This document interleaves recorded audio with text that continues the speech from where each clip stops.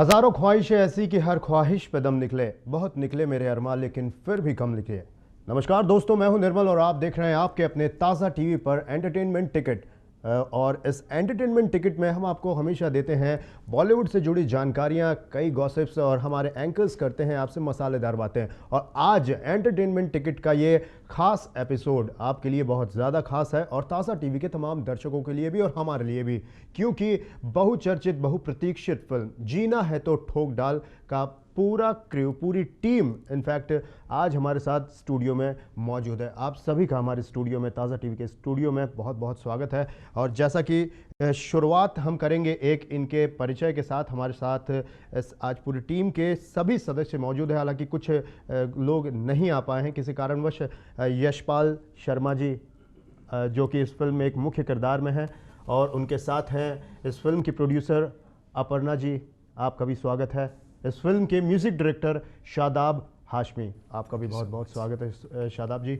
और इस फिल्म में एक बतौर अभिनेत्री के रूप में दिखाई देंगी एक प्रमुख किरदार में पूजा वेलिंग, आपका भी बहुत बहुत स्वागत है पूजा जी। और इस फिल्म के डायरेक्टर कम एक्टर मनीष वात्सल्य, मनीष जी आपका भी बहुत बहुत तहे दिल से हम शुक्रगुजार हैं इस पूरी टीम का। और शुरुआत करेंगे यशपाल जी आपके साथ, जीना है तो ठोक डाल, क्या कहेंगे आप? सबसे पहले हम चाहेंगे कि इस फिल्म पर एक प्रतिक्रिया, लोगों को एक छोटी जानकारी। मतलब जीना है तो ठोक डाल, आधा बात तो ये बोल देती है, बिल्कुल, मतलब शब्द ही बोल देते हैं, लेकिन इसके कई मीनिंग्स हैं जो आपको फिल्म में देखने को मिलेंगे। क्योंकि ज़रूर ये एक गलत मैसेज ना चला जाए कि अगर जीना है आपको या अपने आप को सरवाइव तो करना है तो ठोक डालो, मतलब मार डालो, ऐसा कोई गलत इंटेंशन नहीं है फिल्म में। बल्कि ऐसा है, जैसा कि मनीष के पॉइंट ऑफ व्यू से बोल रहा हूँ, कि अगर आपको सही ज़िंदगी जीनी है तो अपने अंदर के बुराई को या जो भी कालापन है उसको मार डालो। तो आप एक स्पिरिचुअल मीनिंग है ये। और दूसरा, जो ऐसा सोचता है कि सरवाइव करने के लिए ठोकना पड़ता है, तो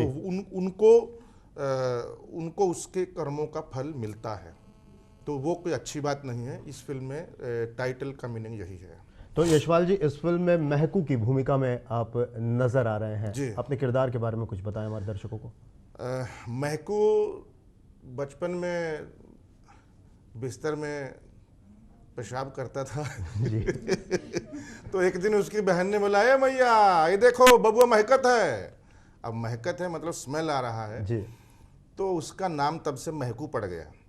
लेकिन ये महकू इतना जिंदा दिल इंसान है, और मेरे ख्याल से आज तक की मेरी जितनी भी फिल्में आई हैं, पूरे जितना भी हिस्ट्री में, चाहे 50 से ऊपर फिल्में हैं, लेकिन ऐसा किरदार आज तक नहीं आया है। एंड फर्स्ट टाइम मैं कर रहा हूँ ऐसा, और मैं आई एम वेरी हैप्पी कि अपर्णा ने, मनीष ने मेरे ऊपर बिलीव किया और ऐसा किरदार दिया जो मेरी फितरत में या मेरी पर्सनैलिटी में नहीं था। तो मेरे लिए और भी बड़ा चैलेंज था।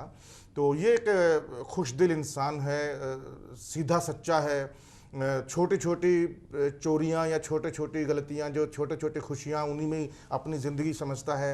ये तीनों, मनीष, रवि किशन और राहुल, तीनों उसके साथ रहते हैं, उनको बच्चों की तरह पालता है। ही इज़ सीनियर पर्सन, और उसको बूढ़ा कहलाना बिल्कुल पसंद नहीं है। तो इस तरीके से ही अपने मन में कुछ नहीं रखता है, कोई भी कड़वाहट या कोई भी जहर मन में नहीं रखता है, जो भी है सब निकाल के पवित्र हो जाता है। और रिश्तों की कहानी है, क्योंकि ये रिश्तों के ऊपर बात करती है, जो पूजा जो रोल कर रही है, जिनका पॉइंट ऑफ व्यू है, तो उसके हिसाब से ये चारों लोग एक परिवार की तरह रह रहे थे। तो ऐसा कुछ क्या होता है कि रिश्तों में खटास आ जाती है, जो एक साथ खाते थे, पीते थे, उठते थे, बैठते थे, जो भी एक साथ करते थे, एक दूसरे पर जान न्यौछावर करते थे, उन लोगों में अगर खटास आई, किस वजह से? लड़की की वजह से, या पैसे की वजह से, या किसी विचार की वजह से। जी, यही है फिल्म मेरे हिसाब से। ये तो हम आपको शुभकामनाएं देना चाहेंगे महकू जी और उर्फ यशपाल जी, कि आपने जिस तरह से आप इस फिल्म में आपके स्वभाव को आपने महकाया है, अंततः आपका नाम ही महकू पड़ गया जिस स्वभाव के चलते। वो कैरेक्टर लोगों द्वारा, हर कैरेक्टर आपका पसंद किया गया है लोगों द्वारा, चाहे वो गंगा जल की बात करें या हज़ारों ख्वाहिशें ऐसी या 1084 की माँ, जिस फिल्म की भी अगर हम बात करें तो उस हर एक किरदार को आपने बखूबी निभाया है और लोगों ने इसको एक्सेप्ट भी किया है और आपके बहुत बड़े बड़े दीवाने हैं। जीना है तो ठोक डाल, जैसे कि यशपाल जी बात कर रहे थे मनीष जी के पॉइंट ऑफ व्यू से। मनीष जी आपके पास आना चाहेंगे। मनीष जी वात्सल्य, सबसे पहले तो आपको बहुत बहुत बधाई हो, आपने बतौर निर्देशक इस फिल्म को निर्देशित किया है और इस फिल्म में बतौर अभिनेता भी आप नजर आ रहे हो। आपके पॉइंट ऑफ व्यू से क्या कहेंगे आप? जी, सबसे पहले नमस्कार, पूरे कलकत्ता को मेरा प्रणाम है। फिल्म जीना है तो ठोक डाल ये थोड़ा टाइटल सुनने में थोड़ा कड़क लगता है, थोड़ा अटपटा सा लगता है, लेकिन शाब्दिक अर्थों में मेरा कहने का मतलब ये है, कहानी कहने का तात्पर्य ये है कि जीना है तो ठोक डाल मीन्स इंसान के अंदर जो बुराइयां हैं उसको दूर कीजिए। कहते हैं कि इंसान पूरी ज़िंदगी एक गुल्लक में पैसे जमा करता है, गुल्लक कभी रिटर्न पूछता नहीं है हमसे कि आपने ये पैसे कहाँ से लाए, अच्छे कर्मों का बुरे कर्मों का पैसा है, लेकिन जब उसे फोड़ते हैं तो हमें उतना मिलता है जितना हमने उसमें डाला था, ना 1 रुपया कम मिलता, ना 1 रुपया ज़्यादा मिलता जितना है, हमने अर्जित किया। जी। तो हमारा शरीर है वो एक गुल्लक के समान है, हम जैसे कर्म करते हैं वैसा हमें फल मिलता है। और स्वर्ग नरक की बात लोग करते हैं, तो मेरा मानना है कि स्वर्ग और नरक यही इसी धरती पे है। इंसान अपने कर्मों के हिसाब से अच्छे दिन गुजारता है आने वाले समय में, और इंसान अपने कर्मों के बुरे कर्मों के हिसाब से उसका बुरा फल आगे भोगता है। तो इस कहानी के ज़रिए, इस कहानी के माध्यम से मैं लोगों को यही दिखाने की कोशिश कर रहा हूँ कि जो इंसान अच्छे कर्मों से ज़िंदगी जीने की कोशिश करता है उनकी ज़िंदगी अंततः सफल होती है, अच्छी होती है।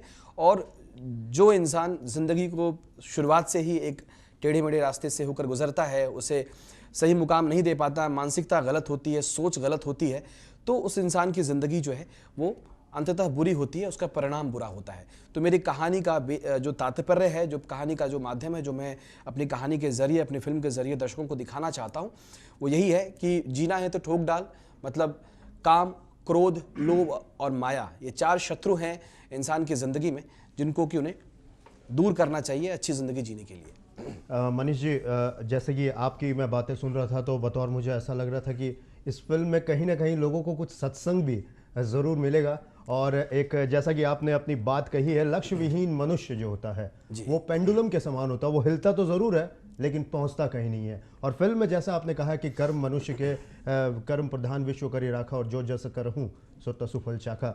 मनुष्य के कर्म धरती पर ही स्वर्ग है और धरती पर ही नर्क है, अर्थात उनके कर्मों के अनुसार। और इस तरह की कई सारी चीज़ें, और मुंबई में कुछ दिखाते हुए 4 दोस्तों की कहानी, अलग अलग आयु वर्ग के लोग जो 4 एक जगह एकत्रित होते हैं और उनमें किसी एक का हृदय परिवर्तन होता है और अंततः वो उनकी ज़िंदगी के लिए एक टर्निंग पॉइंट साबित होता है। पूजा, आपके दृष्टिकोण से अगर फिल्म को देखा जाए, आप बतौर अभिनेत्री पर्दे पर नजर आएंगी, दर्शकों के उम्मीदों पर खरा उतरने का भरसक प्रयास आपने किया है, आपके ट्रेलर्स में हमने देखा है, और इंशाल्लाह हम कोशिश भी करेंगे कि इस फिल्म को हम ज़्यादा से ज़्यादा बार और दर्शकों के साथ बैठकर देखें, इसका लुत्फ उठाएं। आपके पॉइंट ऑफ व्यू से फिल्म के बारे में क्या कहेंगे? बेसिकली जीना है तो ठोक डाल, it is a very very very very strong subject. शुरुआत ये होती है कि कहीं 4 लोग हैं जो बेसिकली गांव से आए हैं, उनको पता नहीं है कि उनके लाइफ में आगे क्या होने वाला है, और फिर कुछ सिचुएशन ऐसे हो जाती है कि वो एक ट्रैप में फंस जाते हैं और उनको कुछ चीज़ें करनी पड़ती हैं। बेसिकली ये लोग जो है वो बुरे नहीं हैं, ठीक है, परिस्थिति ऐसी है कि उनसे चीज़ें हो जाती है। मेरा जो कैरेक्टर है उसका नाम है मुद्रा, वो बेसिकली एक उपन्यासकार है। बहुत ज़्यादा स्ट्रॉन्ग हेडेड लड़की है, बहुत ज़्यादा संजीदा है, और उसके थ्रू ये कैरेक्टर्स की जर्नी होती है। बहुत ज़्यादा इमोशनल टच है। इस मूवी का जो यूएसपी है वो है हमारी फर्स्ट ऑफ ऑल कहानी बहुत ज़्यादा स्ट्रॉन्ग है। मतलब आप जब बैठोगे तो आपको मन नहीं करेगा कि बाहर जाके पॉपकॉर्न ले आऊँ। दूसरा music, it's got some amazing songs, it is got blend of what you say, जो हमारे यहाँ का फोक संगीत है उसका है, सूफी म्यूजिक है, यू गॉट रॉक म्यूजिक, तो on and all you have a complete package in the movie, so that way.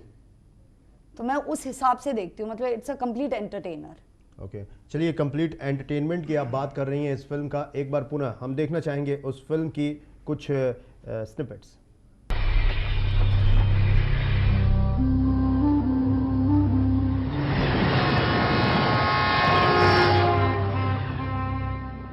आमतौर पर लोग मंजिल को देखकर रास्ता चुनते हैं, पर उन्होंने तो सिर्फ रास्ता चुना। उन रास्तों पे चलते हुए उन्हें पता नहीं था कि उनकी मंजिल क्या होगी।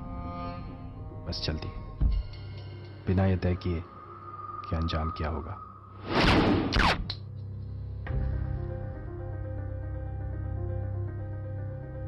शेर मारने का काम दे रहे हैं। चेक कर रहा था कभी गाड़ में गुद्दा है भी करनी।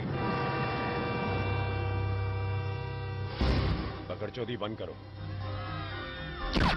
चूतिया समझेगा पुलिस को। गांड भी फट रही है और शेर भी देखना। If you can't save the innocent, always kill the bastard.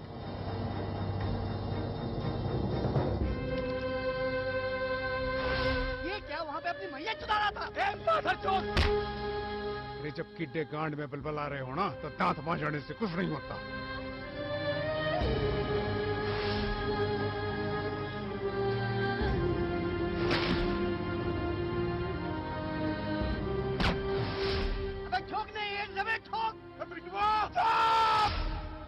यही ठोक देंगे।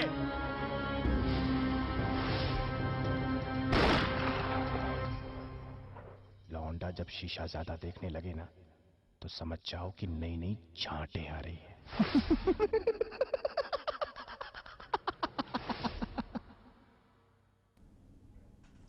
जीना है तो ठोक डाल। जैसा कि पूजा बता रही थी, इस फिल्म का संगीत भी ऐसा है और फिल्म की जो परिकल्पना की गई है, फिल्म की पटकथा जो है वो लोगों को, दर्शकों को बांधे रखने में काफ़ी हद तक सक्षम होगी कि लोग वहां से अपने सीटों पर बैठने के बाद वहां से उठ न पाए। इस फिल्म के म्यूजिक डायरेक्टर और इस फिल्म की प्रोड्यूसर, इनसे भी बात करेंगे, लेकिन एक छोटे से ब्रेक के बाद आप देखते रहें ताज़ा टीवी पर एंटरटेनमेंट टिकट।